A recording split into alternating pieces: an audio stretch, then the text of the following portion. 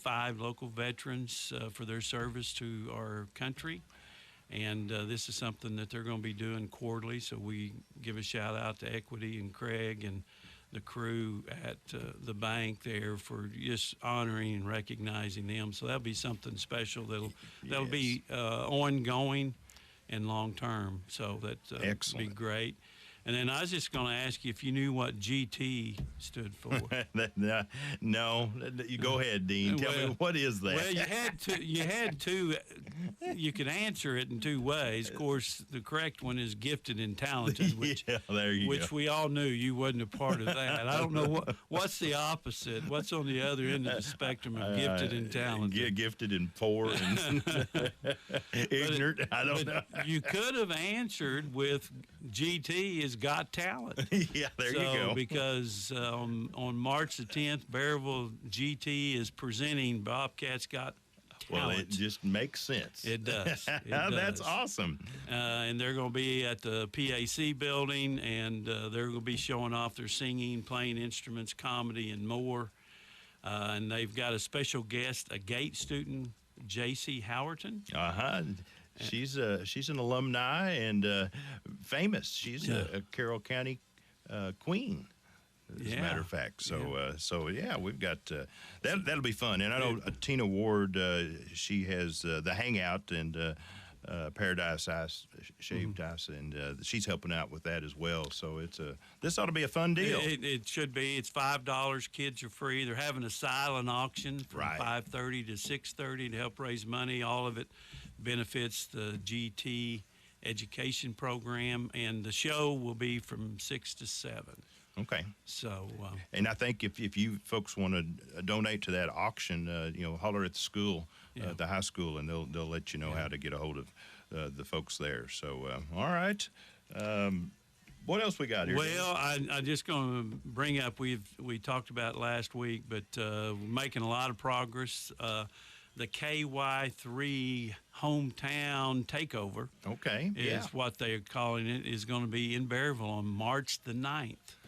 And it's going to be where the KY3 weather tour comes into town, and they're going to do it.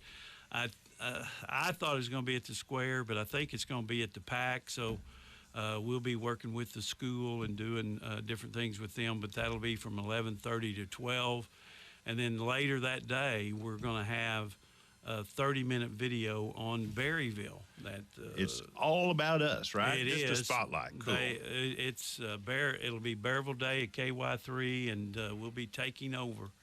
And that within that 30-minute show, the city mayors come in and kind of help sponsor that, and we've got some other sponsors, but we're kind of focusing on, where history meets progress, which has been our slogan for decades. Yes, right. And give a shout out to the sponsors that are helping us with that. Which one is our, the bank of 1889. There we go. Which has been here 134 years, right there anchored on the square. Wow. Ozark Cafe is going to be a sponsor. We'll have the Saunders Museum, which is celebrating 165 years. Wow. Bashir's Furniture, which has been here 88 years, third generation, will be one of our sponsors. Nighthawk, which is a newer person on the block or newer business, but they are world renowned for the precision gun manufacturing they do. Yeah. And then the last one is Tyson, which is excellent. If you throw Oklahoma in there, they've been here 67 years, but they have been in operation here 52 years. So, and then we're going to do another segment with the Bearville Community Center, and that'll be a special little tribute too. That. And I've got my KY3 look at T-shirt you. underneath Well, they got there. the right colors, purple too. Yeah, that's right. So, hey, KY3, I don't know how you did it. You've got a 30-minute show. We've got a minute and a half on Wednesday mornings. Yeah. Linda Boyer does that on the morning show with KY3. But great partners with them, and of course, a lot of folks. they tune in to KY3 for Yeah. what's going on. So we appreciate them making their tracks down to Bearable, Yeah, right? well, they really do. We're going to be the only Arkansas community that's going to be highlighted in this hometown takeover this spring. So they're excited. We've got a lot of good things to tell and to show, and it's going to be something that we can take that video and turn it around and use it for promotion in so many other areas out there. Excellent. So, well, Dean, we've only got about a minute here. We're going to have to wrap it up and let Ike take over. But hey, I wanted to give a shout out to usually we talk about some listeners. Last night, Sarah Allen. A diehard Bobcat fan. We were being positive last night, but our dreams were dashed pretty quick. So, but shout out to Sarah. I know she listens in to us, and we appreciate that as well. So, but our Bobcats again, they're ended for this district tournament. But I tell you what, Huntsville, they had a close one last night. Did you catch that one? No, It was I late have to say, night. It was a late it's night. too late for an old guy like me. I went to bed at halftime. I knew they were up by 9, so Yeah, I thought they'd carry it home. Well, Pea Ridge came back 13 points more and outscored Huntsville at the end to tie it. They went to overtime, and Huntsville edged them 9-8 in the overtime. So they're going on. They'll play Farmington. That game will be Saturday at 7:30, and of course the Farmington girls. And they're going to be playing Gentry. Gentry defeated Gravett yesterday, so that one will happen at 6 o'clock. So, hey, and that'll be right there at Bobcat Arena. Yeah. So, there'll be some lot of folks here on Saturday, and hey, go up there and see some good basketball. Well, it'd be very good. The both Farmington teams have got a tremendous shot to vie for the state championship. I think Farmington girls are rated number 1, and the boys are in that top 2 or 3, and if they play like they did last night, I mean the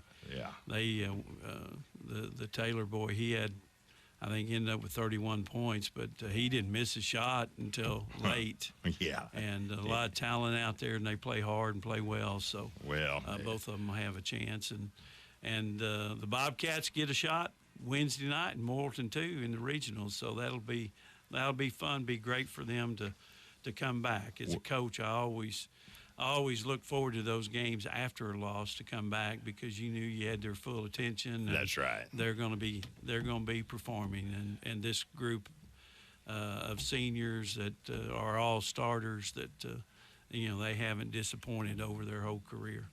Well, I can tell you.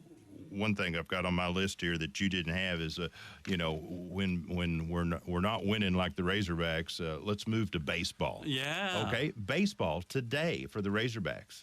They play Texas today. Wow. It's the college baseball showdown, and at Arlington, they're going to play Texas today at 7.